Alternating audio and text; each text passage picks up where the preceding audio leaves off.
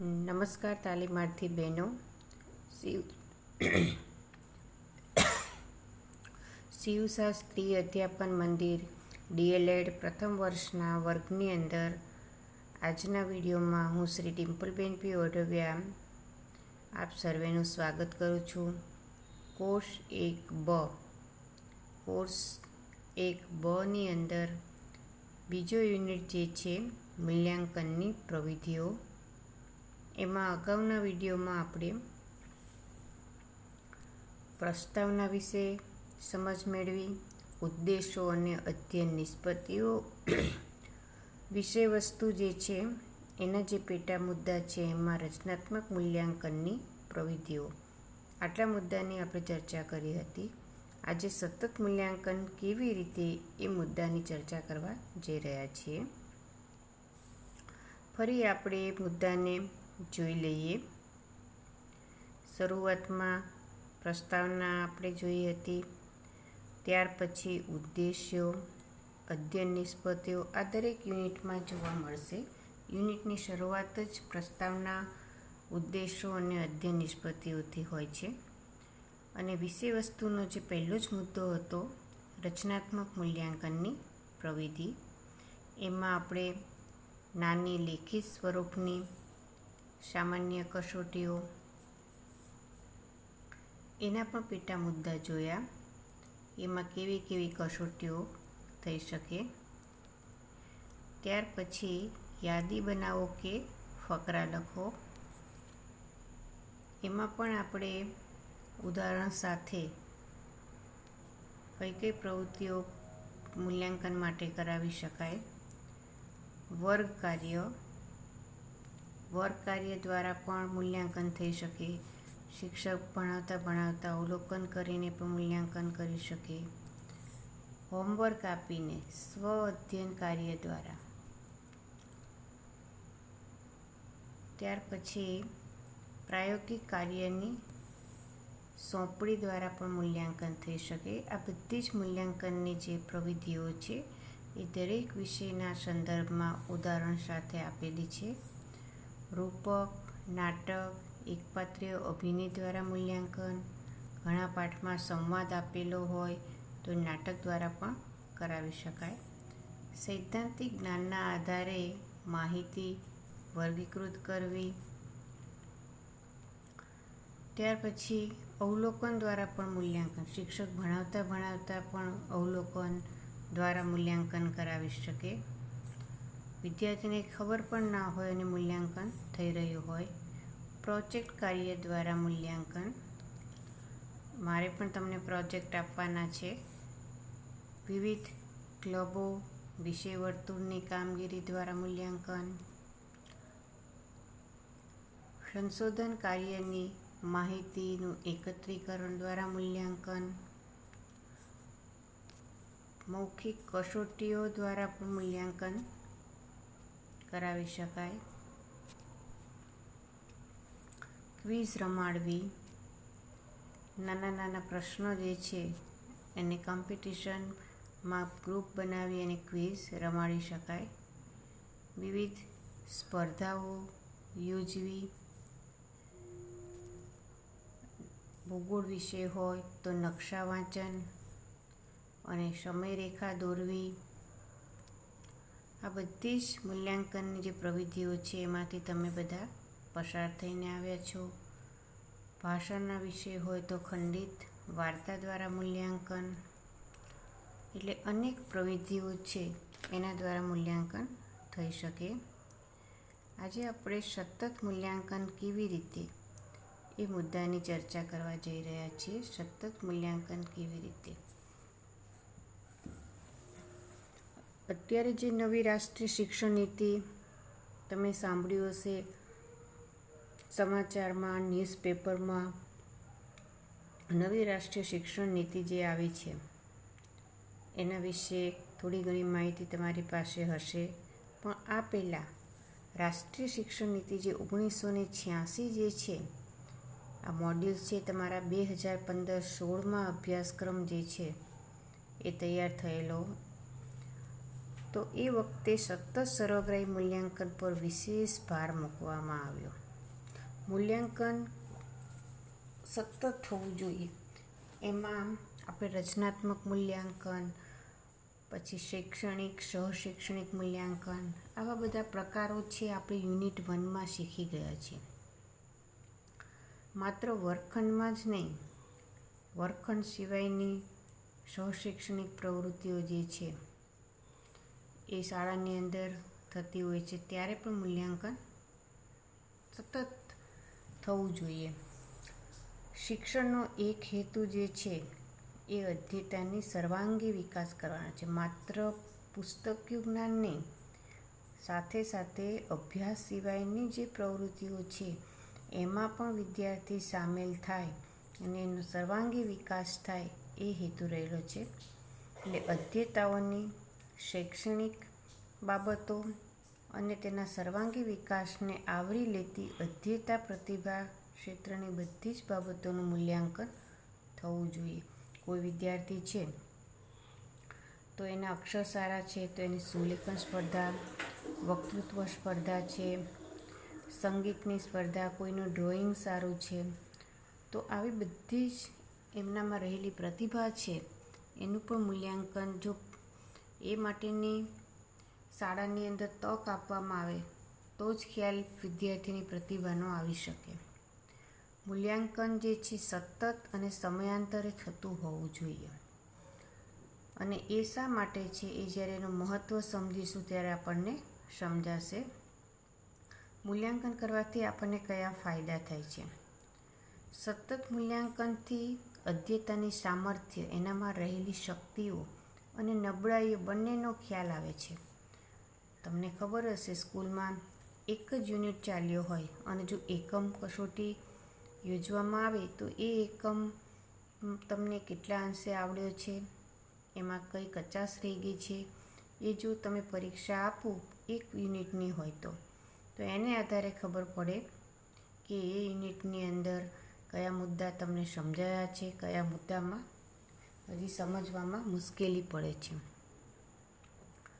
તેની નિયમિત રીતે શૈક્ષણિક પ્રગતિની ગતિવિધિ જાણવા મળે છે સતત મૂલ્યાંકન કરવાથી.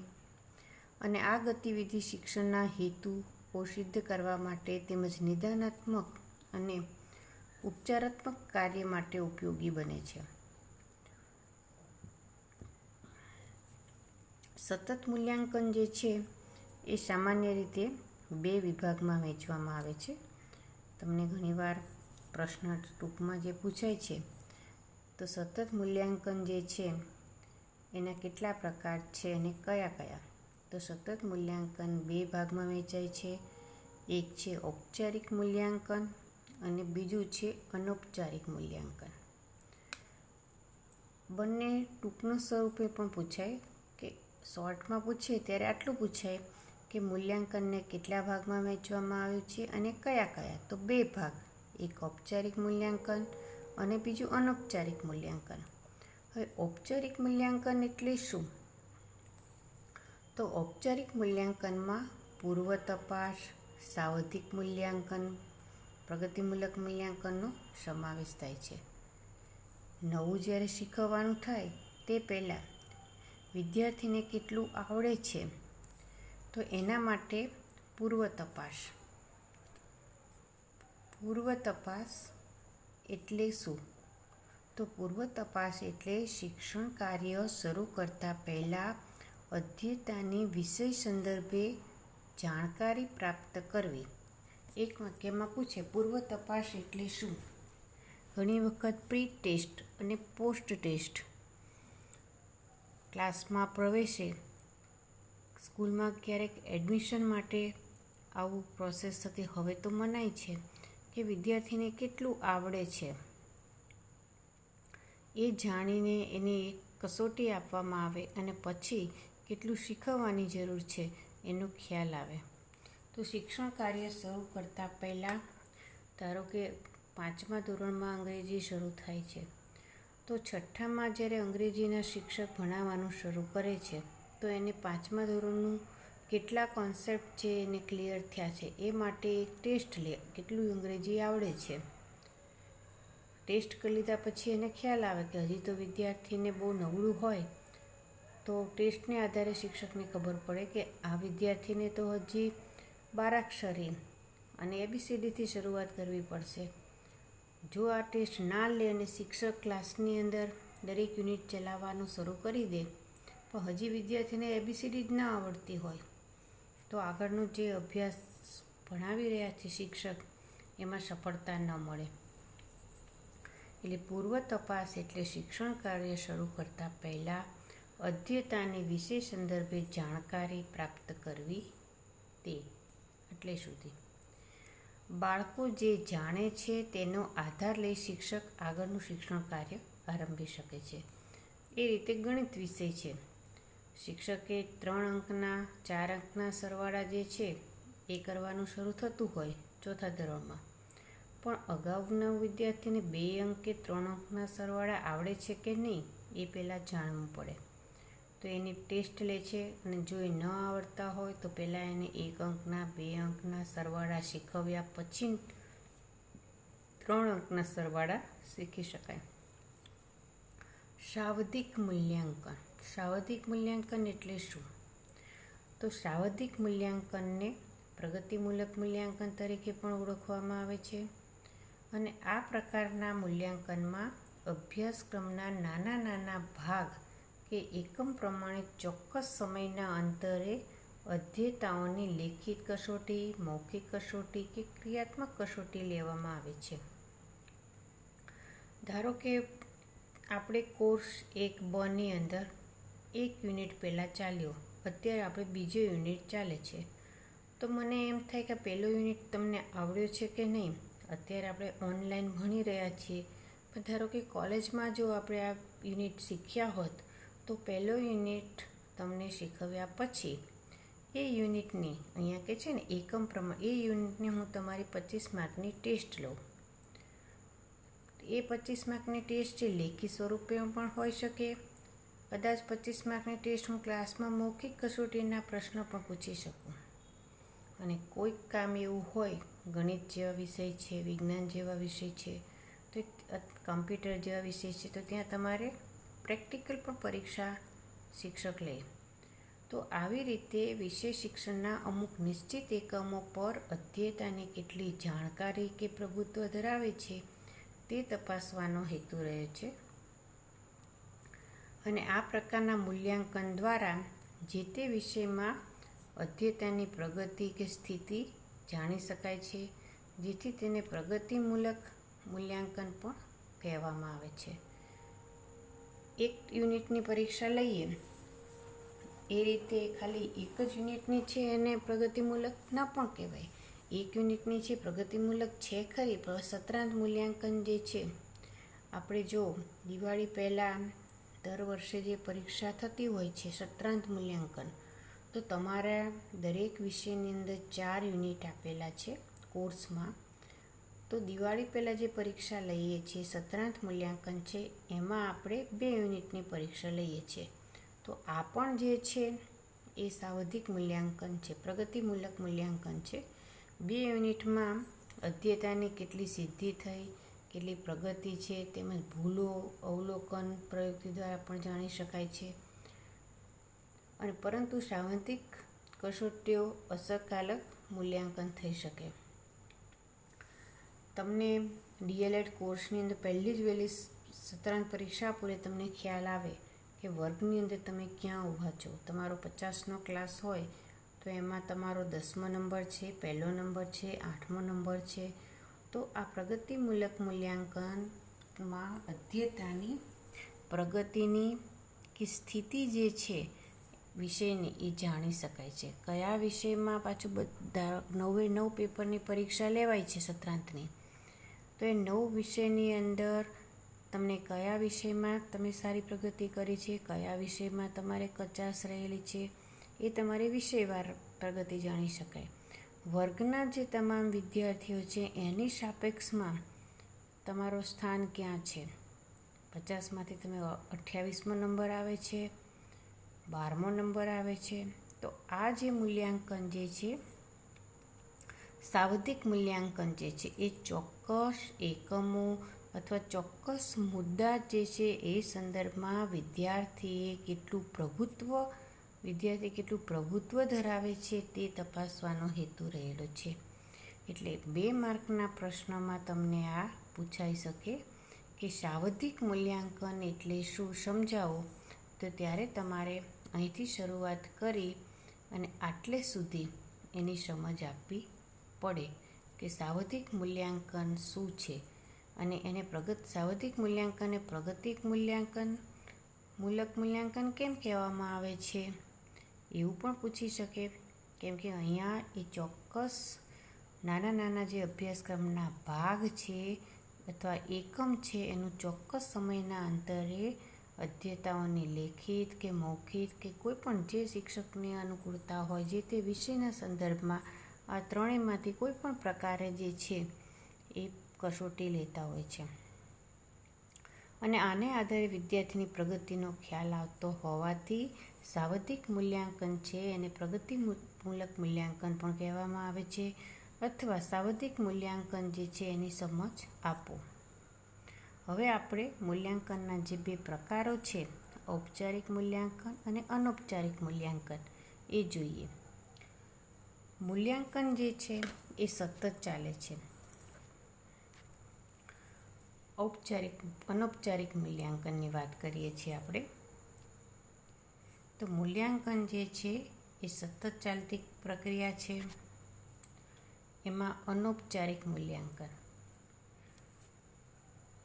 શિક્ષક વર્ગ શિક્ષણ દરમિયાન સ્વાધ્યાય કાર્યની તપાસમાં, સહઅભ્યાસિક પ્રવૃત્તિઓમાં, અધ્યતાની કેવી ભાગીદારી રહેલી છે સહશૈક્ષણિક પ્રવૃત્તિમાં, અધ્યતાના વર્તન વ્યવહારો, શિસ્ત, હાજરી વગેરે જેવી બાબતોને ધ્યાનમાં રાખીને અધ્યતાનું અવિધિસર થતું મૂલ્યાંકન તેને અનૌપચારિક મૂલ્યાંકન કહે છે. આમાં કોઈ વિધિ નથી. વિધિ મતલબ ઔપચારિક મૂલ્યાંકન હોય તો તમને અગાઉથી ટાઈમ ટેબલ આપવામાં આવે કે આપણી સત્રાંત પરીક્ષા તમારી 9 પેપરની છે, આ તારીખ છે, આ સમય છે, તમને પેપર હાર્ડ કોપીમાં લખવાનું આપવામાં આવે, પુરવણી આપવામાં આવે, પરીક્ષક પેપરનું જે તમારા ક્લાસરૂમમાં સીટ નંબર આપવામાં આવે, ટાઈમ ટેબલ હોય, તો આ જે છે વિધિસરનું કહેવાય.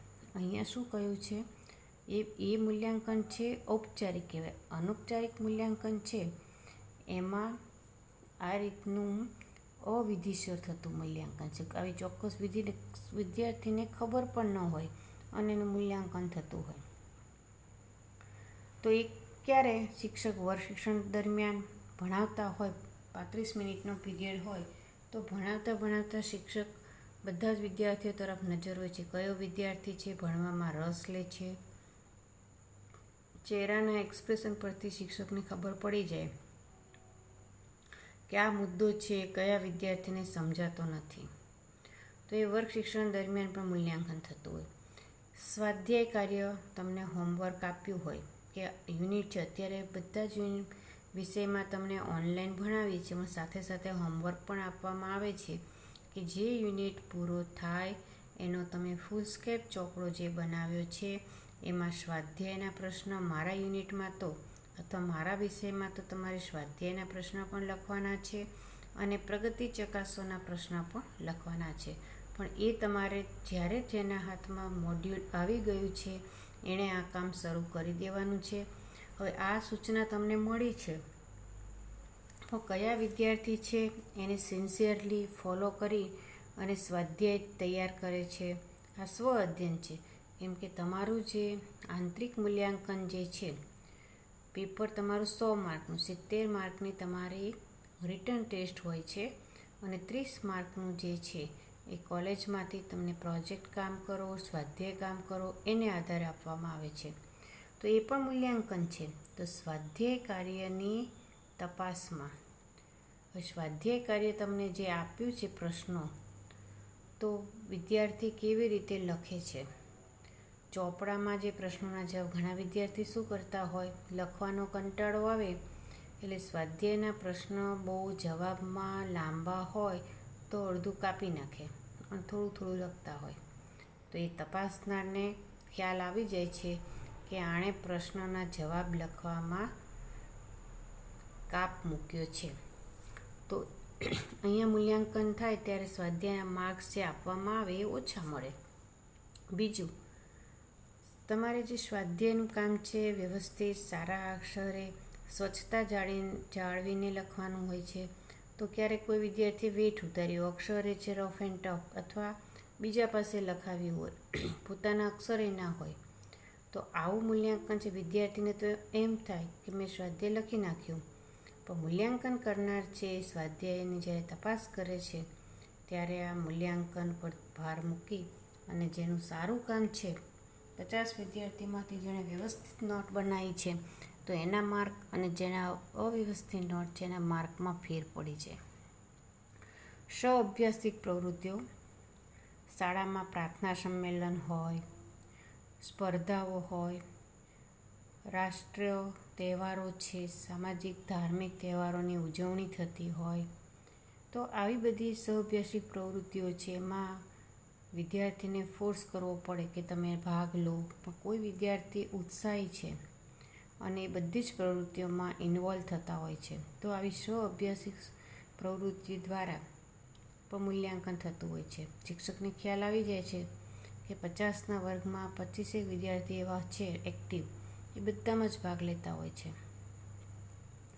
જ્યારે મૂલ્યાંકનના માર્ક મૂકવાના આવે ત્યારે આવા વિદ્યાર્થી છે એનું મૂલ્યાંકન ઊંચું જતું હોય છે. કેમ કે સ્વ-અભ્યાસિક પ્રવૃત્તિઓ છે એમાં સામેલગીરી, અધ્યયતાની ભાગીદારી જે છે, પછી અધ્યયતાના વર્તન વ્યવહાર, શિક્ષક સાથે કેવી રીતે વાતચીત કરવી. ઘણા વિદ્યાર્થી છે જવાબ આપવાનો હોય તો તોછડાઈપૂર્વક જવાબ આપતા હોય. ક્યારેક પણ આપણે શિક્ષકને, આચાર્યશ્રીને જવાબ આપતા હોય તો હા સર, હા બેન, યસ મેમ, યસ સર. આપણે એમ કહેતા હોય, હાજરી પૂરતા હોય કે રોલ નંબર 1 તો યસ, તો એ આપણો જવાબ તોછડો છે. યસ મેમ, યસ બેન, યસ ટીચર, તે એ બોલવું જોઈએ. ક્યારેક કંઈક પૂછવામાં આવ્યું હોય તો તમે આ પ્રશ્નનો જવાબ લખી નાખ્યા છે? હા, લખી નાખ્યા છે. તો આ જવાબ છે એમાં તોછડાય છે. તમને ખ્યાલ નથી આવ્યો, તમે સ્વાભાવિક રીતે બોલી જાઓ છો, પણ તમે જેને જવાબ આપો છો એ શિક્ષક તમારું મૂલ્યાંકન કરે છે કે વિદ્યાર્થી અત્યાર સુધી અભ્યાસ કરીને આવ્યો છે ત્યારે કોઈએ એને કેવી રીતે જવાબ આપવો એ શીખવ્યું નથી. તો આ વર્તન વ્યવહાર દ્વારા વડીલને જવાબ આપતા હોય તો પાછળ એનું માનવાચક શબ્દ બોલવું જોઈએ કે હા બેન, બેન કહેતા હોય તો બેન, હા સર, મેડમ કહેતા હોય તો હા મેડમ, અને આપણે એમ કહીએ હા ના, તો એ જવાબ છે એ આપણામાં તોછડાઈ કહેવાય. તો એ વર્તન વ્યવહારો જે છે એ દ્વારા પણ આમાં કોઈ વિધિસર પરીક્ષા લેવાની નથી હોતી કે આજે હું તમે કેવી રીતે જવાબ આપો છો. એ તો અરસપરસ એકબીજાના વ્યવહારમાં તમે સંપર્કમાં, અત્યારે તો આપણે બધા એકબીજાના સંપર્કમાં નથી આવી શકતા, પણ જ્યારે પણ કોલેજ ચાલુ થશે ત્યારે તમારી વાતચીત, તમે ઊભા રહેવાની, શિક્ષક સામે કેવી રીતે ઊભા રહેવું, આ બધું જ વર્તન વ્યવહારમાં આવે છે. અને આ પણ એક મૂલ્યાંકન અનૌપચારિક રીતે, અહીંયા જે વાત થઈ છે અનૌપચારિક રીતે મૂલ્યાંકન થતું જ હોય છે. વિદ્યાર્થીને ખબર ન હોય કે મારું આ નોટ ડાઉન થઈ રહ્યો છે. શિસ્ત, હાજરી, દરેક સ્કૂલમાં, કોલેજમાં હાજરી જે છે એમાં નિયમિતતા હોવી જોઈએ. તમારે હાજરીના માર્ક પણ છે. તમને આંતરિક મૂલ્યાંકનની સમજ આપી છે ત્યાં હાજરી નિયમિતતા છે એના માર્ક મુકાતા હોય છે. એટલા માટે જ અમે તમને જે કંઈ વિડીયો છે એમનું કોમેન્ટમાં પોતાનું નામ લખવાનું કહીએ છીએ, જેથી એમને ખ્યાલ આવે કે આ વિદ્યાર્થીઓ છે એ નિયમિત રીતે વિડીયો જોઈ રહ્યા છે. તો આ નિયમિતતાની નોંધ છે મૂલ્યાંકનમાં થાય છે. એટલે તમારું મૂલ્યાંકન શરૂ થઈ જ ગયું છે, ભલે આપણે મળતા નથી. કોમેન્ટમાં તમારા નામ આવે છે તો એમાં ખ્યાલ આવે કે આટલા વિદ્યાર્થીઓ છે એ સિન્સિયર છે. અનૌપચારિક મૂલ્યાંકનમાં તરત જ ભૂલ સુધારણા દ્વારા જરૂરિયાત મુજબ ઉપચાર કાર્ય થઈ શકે છે. ત્યાં તરત મૂલ્યાંકન, પહેલી જે વિધિસરનું મૂલ્યાંકન છે ઔપચારિક, એમાં તો તમે પેપર લખો, પરીક્ષક તપાસે, રિઝલ્ટ મળે અઠવાડિયા પછી, ત્યારે તમને ખબર પડે. જ્યારે અનૌપચારિક મૂલ્યાંકનમાં તાત્કાલિક તમે અમારી સામે ઊભા હોઈને જવાબ વ્યવસ્થિત ન આપતા હોય તો અમારે તમને કહેવું પડે કે વ્યવસ્થિત પહેલાં ઊભા રહો, જવાબ આપો. ત્યાં ને ત્યાં જ, જ્યાં સહેજ પણ સુધારવા જેવું લાગે ત્યાં અમે તમને ધ્યાન દોરી દઈએ છીએ. સ્કૂલમાં તમે જશો ત્યારે વિદ્યાર્થીઓ છે, તમે એમને સૂચના આપી હોય કે પ્રાર્થના પૂર્ણ થયા પછી લાઇનમાં વર્ગમાં જાઓ. વિદ્યાર્થી લાઇન તોડે છે, આડાવડા જાય છે, તરત તમે એને અટકાવો છો. શિસ્તની જે વાત છે. ફરી તમે ત્યાં ને ત્યાં કહો છો કે ઊભા રહી જાઓ, પહેલાં લાઇન કરો પછી જાઓ. એટલે અહીંયા ભૂલ સુધારણા છે, એને તરત જ ભૂલ સુધારણા દ્વારા ઉપચાર કાર્ય થઈ શકે છે. એટલે આ છે એ અનૌપચારિક મૂલ્યાંકન છે. આ પ્રકારનું મૂલ્યાંકન શિક્ષકે અધ્યયતાના સતત સર્વાંગી વિકાસને ધ્યાનમાં રાખીને અધ્યયતાના વ્યક્તિગત તફાવતોને લક્ષમાં રહી પૂર્વગ્રહ રહિત કરવું જોઈએ. કોઈ વિદ્યાર્થી માટે એવો પૂર્વગ્રહ ન રાખવો જોઈએ કે આ વિદ્યાર્થી છે એ ક્યારેક શિક્ષક સાથે ક્યારેક વર્તન વ્યવસ્થિત ના કર્યું પછી શિક્ષક કાયમ માટે એને પનિશમેન્ટ કરે, તો એ પૂર્વગ્રહ રાખવો જોઈએ નહીં. વિદ્યાર્થીએ પણ શિક્ષકની સાથે વર્તન છે એમાં વ્યવસ્થિત એક વિદ્યાર્થીને શોભે એવું વર્તન કરવું જોઈએ. અધ્યયતા જે છે, ભણનાર છે વિદ્યાર્થીમાં વ્યક્તિગત તફાવતો હોય છે. એટલે અહીંયા આપણે સર્વાંગી વિકાસનો જે હેતુ રહેલો છે, આ બધી બાબતો શિક્ષણમાં નથી આવતી. શિક્ષણમાં તો શું આવશે? પેપર લખશો, પેપરમાં તમે બહુ જ ગણિત વિષય છે, અંગ્રેજી વિષય, કોઈ પણ વિષયમાં તમારી યાદશક્તિ જોરદાર છે. તમે પેપરમાં 70 માર્કનું પેપર હોય, એમાંથી 67, 68 માર્ક, 70માંથી 70 પૂરા લાવો છો. પણ બાકીની જે બાબતો હોય, ધારો કે શિસ્ત છે, વર્તન વ્યવહાર છે, હાજરી છે, એમાં અનિયમિતતા હોય તો એ તમારું મૂલ્યાંકન, અનૌપચારિક મૂલ્યાંકન છે, એમાં કચાશ કહેવાય. તો તમારો સર્વાંગી જે વિકાસ છે શિક્ષણનો, એ સફળ થાય નહીં. ભણવાની સાથે સાથે જે અનૌપચારિક મૂલ્યાંકનના મુદ્દા આપ્યા છે એનો પણ ધ્યાનમાં રાખવાનું છે. એટલે કે વિદ્યાર્થીનો શિક્ષણની સાથે સર્વાંગી વિકાસ થાય, અધ્યયતાની જે કે વ્યક્તિગત તફાવતો છે એને લક્ષમાં રહીને એનું મૂલ્યાંકન કરવાનું છે. દ્રષ્ટિવંત શિક્ષક આ પ્રકારનું મૂલ્યાંકન અસરકારક રીતે કરી શકે છે. શિક્ષકે વિધાયક દ્રષ્ટિ તેમજ મમત્વ રાખવું ખૂબ જ જરૂરી છે. તેમજ માત્ર અવલોકન કરી અર્થ કાઢી અટકી ન જતાં પ્રતિપોષણ થવું જોઈએ અને સાચા જવાબને બિરદાવવું જોઈએ. જે વિદ્યાર્થી સારું કામ કરે છે, તમે કઈ કોમ્પિટિશનમાં ભાગ લીધો છે, પહેલાં તો ભાગ લેવો જરૂરી છે. નંબર આવે એને જ બિરદાવવાનું નથી.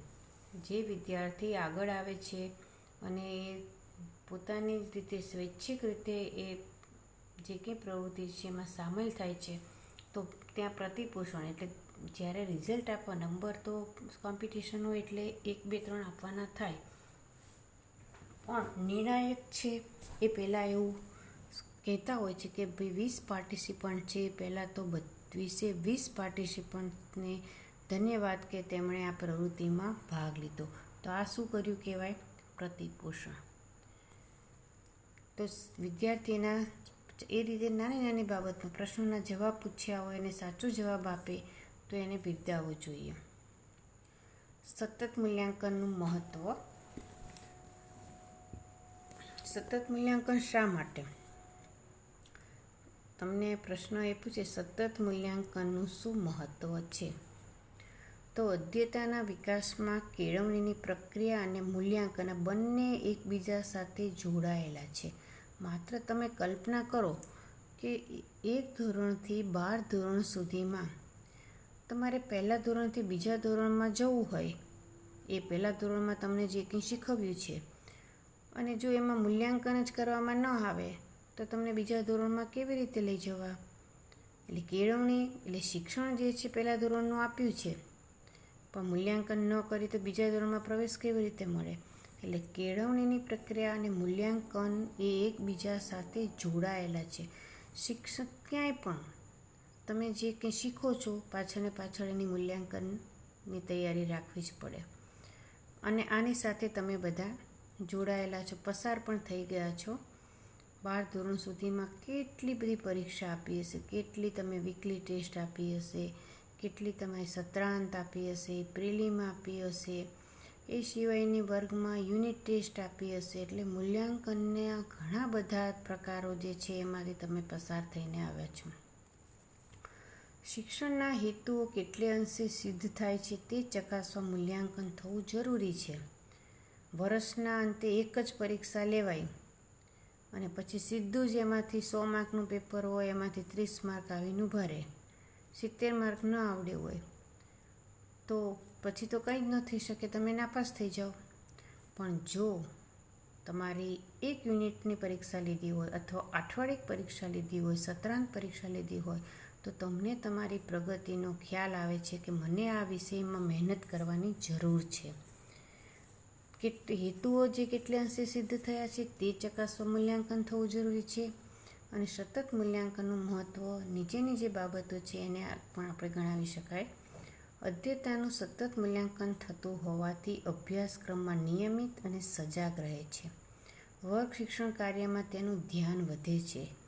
એટલે એક જ યુનિટ તમને ભણાવીને જો પરીક્ષા લીધી હોય અને જો ઓછા માર્ક્સ આવે એ જ યુનિટ બધા જ વિદ્યાર્થી એક સાથે ભણ્યા છે, ભણાવનાર શિક્ષક એ જ છે, બીજા વિદ્યાર્થીને 25માંથી 25 આવે છે, કોઈને 24 આવે છે, કોઈ વિદ્યાર્થી 10 માર્ક આવે છે. તો જેના 10 ગુણ આવ્યા છે એને ખ્યાલ આવે કે મારે મહેનત કરવાની વધારે જરૂર છે. બીજી કોઈ પ્રવૃત્તિઓ જે છે એમાં એનો સમય બગડતો હોય તો એ ટાળવાની અને જે વિષયમાં ઓછા માર્ક્સ આવ્યા છે એમાં મહેનત કરવાની જરૂર છે. ક્લાસના બીજા વિદ્યાર્થીઓની સરખામણીમાં એને ખ્યાલ આવે કે હું વાતો બહુ કરું છું પણ એ વિદ્યાર્થી તો ક્યારે વાંચી લે છે અને સારા માર્ક્સ લાવે છે અને મારો સમય બગાડી રહ્યો છું, તો એ બધું એને ખ્યાલ આવે. એટલે પછી જે શિક્ષણ કાર્યમાં છે ધ્યાન આપશે અને સજાગ થઈ જશે. એટલે મૂલ્યાંકન જરૂરી છે.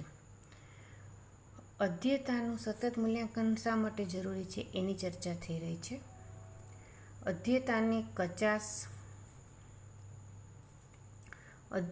કચાશ જાણતા જ દૂર કરવાની તક મળે છે. આપણે પરીક્ષા લીધી હોય, યુનિટ ટેસ્ટ લીધી અને તમને ખબર પડી કે મારા 10 માર્ક જ આવ્યા 25માંથી, તો આ કચાશની ખબર પડી અને એને દૂર કરવાની તક મળે છે. જેમ કે પ્રશ્નોત્તરી વખતે જો જવાબ ખોટો પડે તો તરત જ સુધારવામાં આવે છે. અર્થાંત તરત જ પ્રતિપોષણ મળે છે. વર્ગખંડની અંદર શિક્ષક પ્રશ્નો પૂછે છે, જે વિદ્યાર્થીને નથી આવડતું એને આપણે બેસાડી નથી દેવાના, બીજા વિદ્યાર્થીને આવડે છે તો એની પાસેથી સાચો જવાબ લઈ અને જેને નથી આવડતું એની પાસે બોલાવવાનો છે. એટલે તરત પ્રતિપોષણ મળે છે, સુધારવાની તક મળે છે. અધ્યયતાને તરત જ પ્રતિપોષણ મળી રહેતું હોવાથી શંકા હોય તો સમાધાન થઈ જાય. કંઈક નથી સમજાયું તો ત્યાં ને ત્યાં વર્ગમાં પૂછી લે છે કે હજી મને આ સમજ પડતી નથી. સતત મૂલ્યાંકનના પરિણામને આધારે શિક્ષકની રજૂઆત, શૈલી, ઉદાહરણો, શૈક્ષણિક સાધનો તેમજ અધ્યાપન પદ્ધતિમાં સુધારા કરવા માટે તરત જ માર્ગદર્શન કે દિશા મળે છે. એટલે મૂલ્યાંકન છે માત્ર વિદ્યાર્થીનું જ મૂલ્યાંકન થાય છે એવું નથી.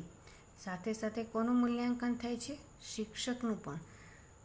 વર્ગની અંદર એણે કોઈ યુનિટ શીખવ્યો છે, 50 વિદ્યાર્થીમાંથી 45 વિદ્યાર્થી જે છે એ યુનિટ ટેસ્ટમાં નાપાસ થાય છે, તો અહીંયા વિદ્યાર્થીની ભૂલ નથી, શિક્ષકની કંઈક રજૂઆત છે, એની ભાષા જે છે કદાચ વિદ્યાર્થીને અઘરી પડતી હોય, રજૂઆતની જે શૈલી છે એ વિદ્યાર્થી સમજી શકે એવી ન હોય, તો શિક્ષકને પોતાને પણ ખ્યાલ આવે છે કે વર્ગના આટલા બધા વિદ્યાર્થીઓનું રિઝલ્ટ એકસાથે નબળું છે, તો મારા પદ્ધતિ જે છે એમાં કંઈક ફેરફાર કરવો પડશે.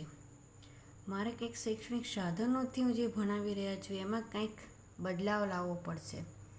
એટલે શિક્ષકને પોતાને પણ સુધારવા માટે તેમજ માર્ગદર્શન અને એને દિશા મળી રહે છે.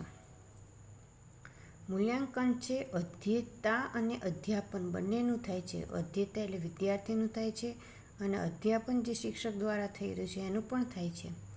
અધ્યયતાની કચાશ દૂર થવાથી તેને અભ્યાસમાં રસ પડે છે. જે નથી આવડતું, 3 અંકના સરવાળા જ ન આવડતા હોય તો 4 અંકના સરવાળા ક્યાંથી શીખી શકે? તો તો જો 3 અંકના સરવાળા પહેલાં એની 50 છે એમાં વિદ્યાર્થી જે છે એ શીખી જાય તો આગળ જે 4 અંકના સરવાળા ચાલતા હોય તો એમાં એને સમજ પડે. અધ્યતાઓમાં સામાજિક તેમજ વૈયક્તિક ગુણોનો વિકાસ થાય છે તથા શિક્ષણ કાર્ય સંગીન, રસમય અને પદ્ધતિસરનું બને છે. એટલે આ ફાયદો છે મૂલ્યાંકનનો. વિકાસનું સતત મૂલ્યાંકન થવાના લીધે ઊંચી સિદ્ધિ બાબતે પ્રેરણા મળે છે. સતત મૂલ્યાંકન થતું હોય તો આગળ તમારે પ્રગતિ જે છે હજી વધારે, તમે તમારા ફ્રેન્ડ હોય એને કાયમી સાથે જ બેસતા હોય, સાથે જ ભણતા હોય, પણ એના ગુણ છે ને તમારા ગુણને 15 માર્ક્સનો ડિફરન્સ 25માંથી રહ્યો હોય તો એમાંથી પ્રેરણા લે કે હવે મારે પણ મહેનત કરવાની જરૂર છે ને એના જેટલું હું પણ પરિણામ લાવું. તાત્કાલિક પરિણામ મળે તે તેની વિશિષ્ટતા છે. તરત જ ઉપચારાત્મક કાર્ય માટે તક અને સમય મળતા શિક્ષણ અસરકારક બને છે. અધ્યતાને પોતાની શક્તિ અને આવડત મુજબ આગળ આવવાની તક મળી રહે છે. એટલા માટે જ સતત મૂલ્યાંકન થવું જરૂરી છે. માત્ર વર્ષના અંતે એક જ પરીક્ષા હોય તો ઘણા બધા વિદ્યાર્થીને પોતાની કચાશનો ખ્યાલ આવે નહીં અને જે રિઝલ્ટ આવી જાય કાયમ માટે એ સર્ટિફિકેટ એને નબળું છે એ પ્રાપ્ત થાય છે. એટલે સતત મૂલ્યાંકનમાંથી એને પોતાનામાં સુધારો લાવવાની તક મળે છે. સાવધિક મૂલ્યાંકન એટલે શું? સાવધિક મૂલ્યાંકન એ પ્રગતિમૂલક મૂલ્યાંકન પણ કહેવામાં આવે છે. અનૌપચારિક મૂલ્યાંકન એટલે શું? જે અવિધિસરનું, એમાં કોઈ પેપર નથી હોતું તો એ અનૌપચારિક, અને પેલું જે ગણીશું આપણે ઔપચારિક, જે વિધિસરનું હોય છે. અધ્યતાનું સતત મૂલ્યાંકન શા માટે થવું જોઈએ? એટલે કે સતત મૂલ્યાંકનનું મહત્ત્વ. ઉપરનો જ પ્રશ્નની જે ચર્ચા કરીએ.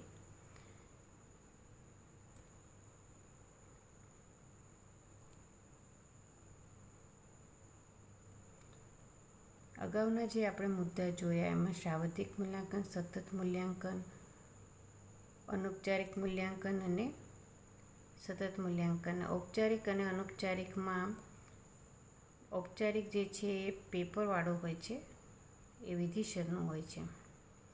હવે અધ્યયન પ્રોફાઇલ અને અધ્યયન પોર્ટફોલિયોની સંકલ્પના. અધ્યયન પ્રોફાઇલ અને અધ્યયન પોર્ટફોલિયો. હવે તમને થશે કે આ બે શબ્દ બીજા નવા આવ્યા, પ્રોફાઇલ એટલે શું અને પોર્ટફોલિયો એટલે શું? મૂલ્યાંકનની જે પ્રક્રિયા છે એ દરમિયાન આપણું લક્ષ્ય જે છે શું છે? સર્વાંગી વિકાસની. અને એની સર્વાંગી વિકાસ જે છે એ માત્ર વિષયોની જ વાત નથી, બધી જ રીતે ઓલરાઉન્ડર જે છે, વિષયની સાથે સાથે બધી જ પ્રવૃત્તિઓ છે, ઇતર પ્રવૃત્તિઓ છે, એમાં પણ વિદ્યાર્થી જે છે એ આગળ આવે અને એનો વિકાસ થાય એ શિક્ષણનો લક્ષ્ય છે. અધ્યતા શાળામાં પ્રવેશે છે ત્યારથી જુદા જુદા શિક્ષકો થકી તેનું મૂલ્યાંકન થતું રહે છે. કોઈ એક શિક્ષક તેનું મૂલ્યાંકન નથી કરતા. ગણિતના જુદા હોય, ગુજરાતીના, અંગ્રેજીના, સંસ્કૃત હોય, સામાજિક વિજ્ઞાન હોય, દરેક વિષયના શિક્ષક જુદા હોય છે. દરેક પેપરની પરીક્ષા અથવા વર્ગખંડની અંદર પેપર દ્વારા જ મૂલ્યાંકન થાય છે એવું નથી. ભણાવનાર શિક્ષક જે છે, વર્ગખંડમાં પણ મેં વાત કરી હતી કે અધ્યાપન દરમિયાન પણ શિક્ષક અવલોકન દ્વારા મૂલ્યાંકન કરતા હોય છે. ક્લાસમાં પ્રશ્નોત્તરી દ્વારા પણ મૂલ્યાંકન થતું હોય છે.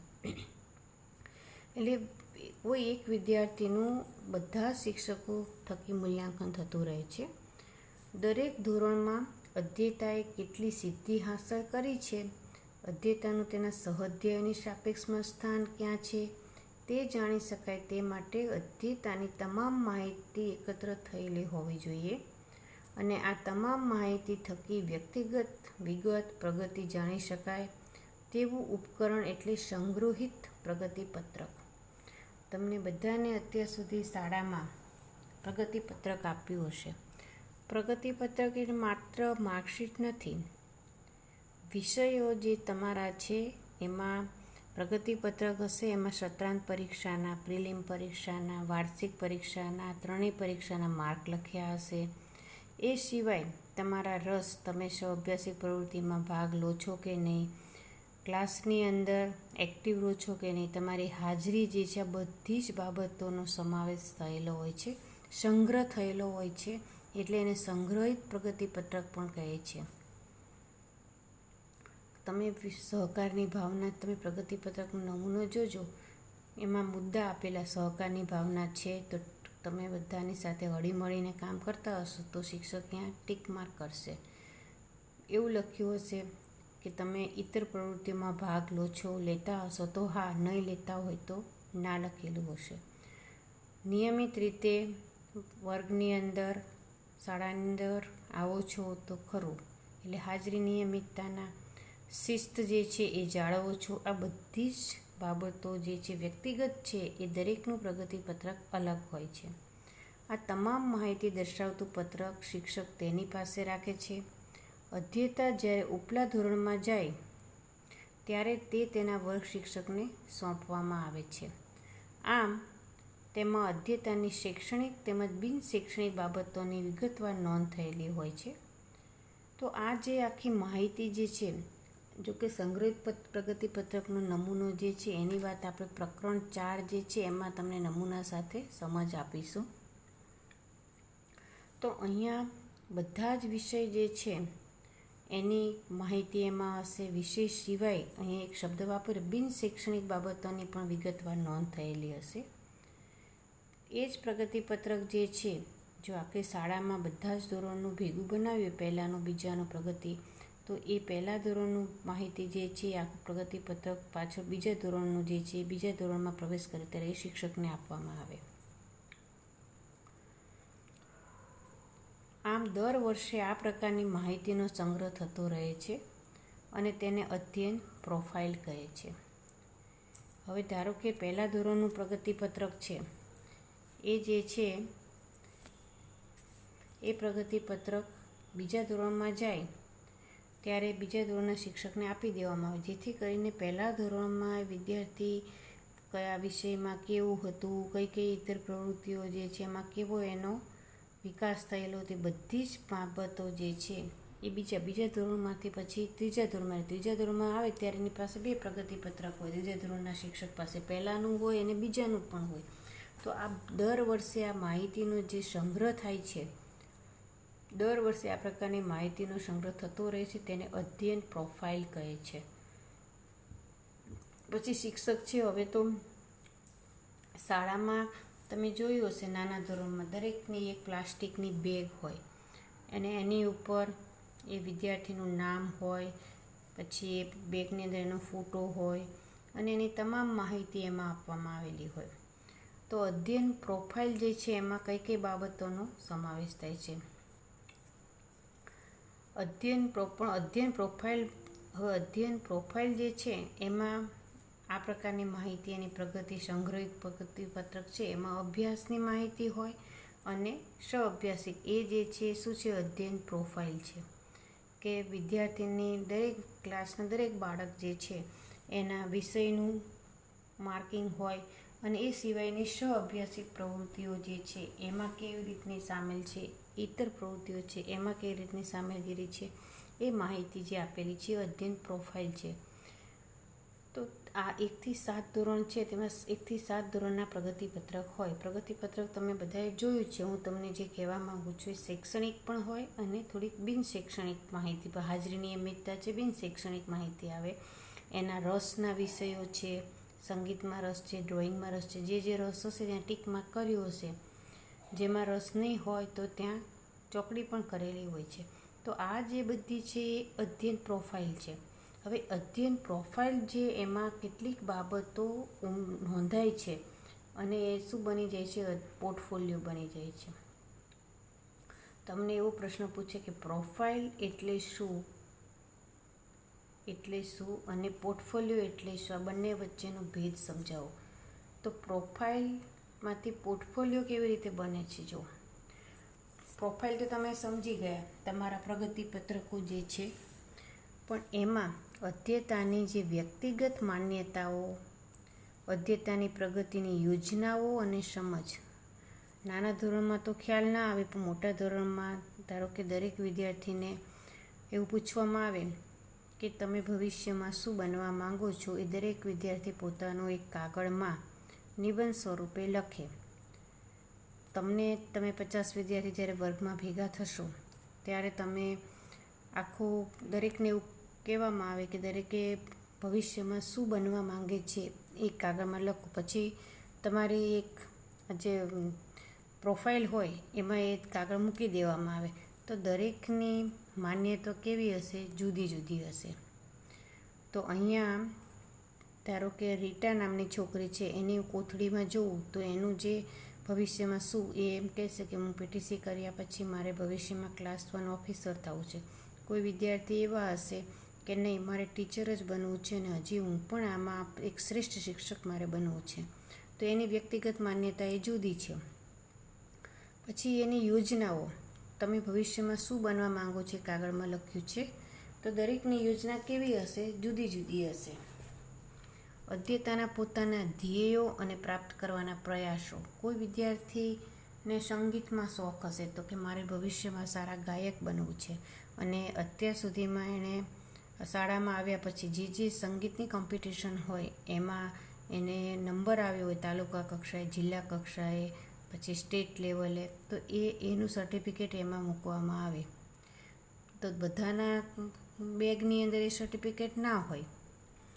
કોઈના બેગ પોર્ટફોલિયો છે એમાં ડ્રોઈંગનું હશે, કોઈના અક્ષર સારા હશે, કોઈને વક્તૃત્વ શક્તિ સારી હશે. એટલે દરેકની માહિતી છે કેવી હશે? અલગ અલગ હશે. એટલે પ્રોફાઇલની અંદર આ બધી વિગતો ઉમેરવામાં આવે.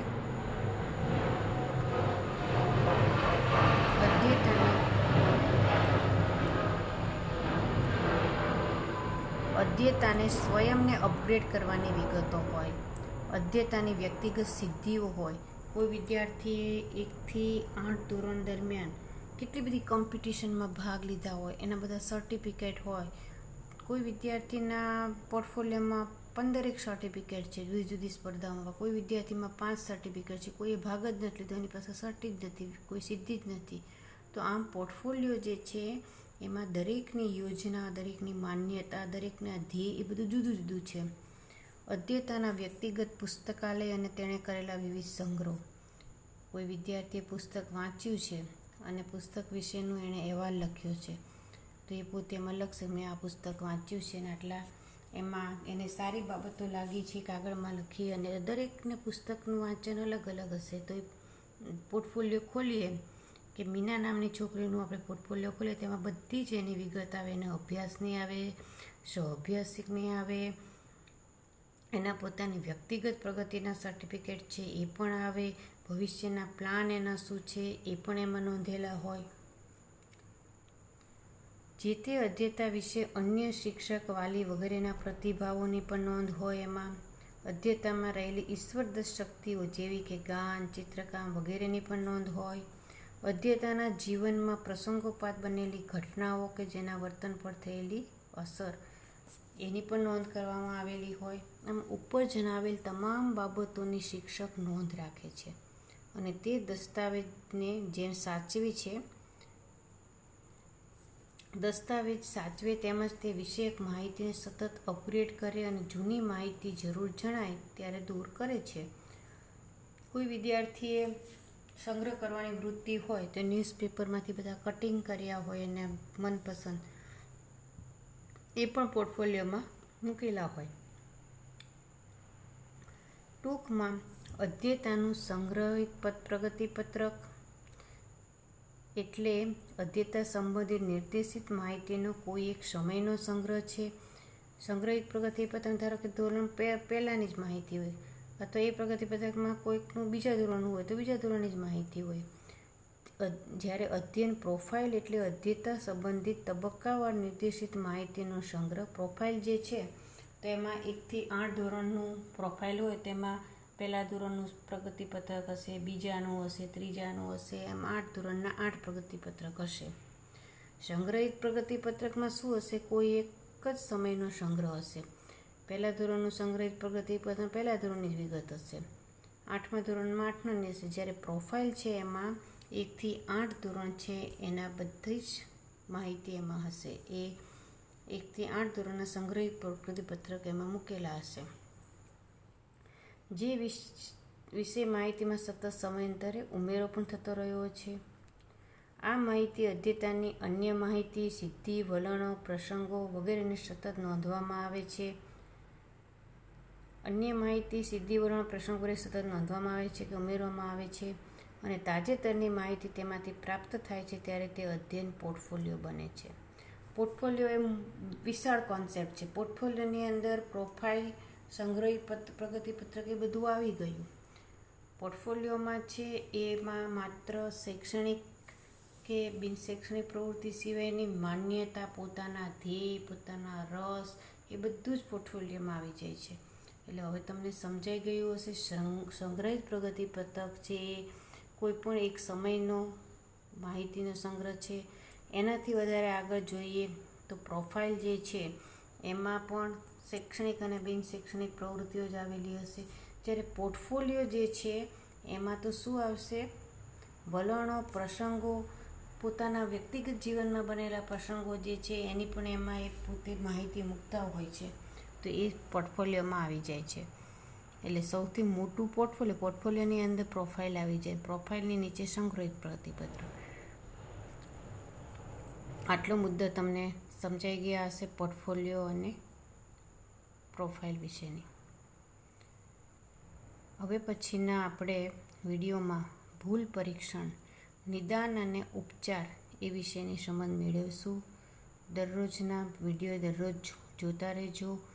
જે માહિતી જે છે એ તમને મોડ્યુલમાં પણ આપવામાં જે આવેલી છે એને વારંવાર વાંચજો અને 2-4 વખત વાંચ્યા પછી જ સ્વાધ્યાયના પ્રશ્નો લખજો. હવે પછીના વિડીયોમાં મળીએ ત્યાં સુધી સર્વેને નમસ્કાર.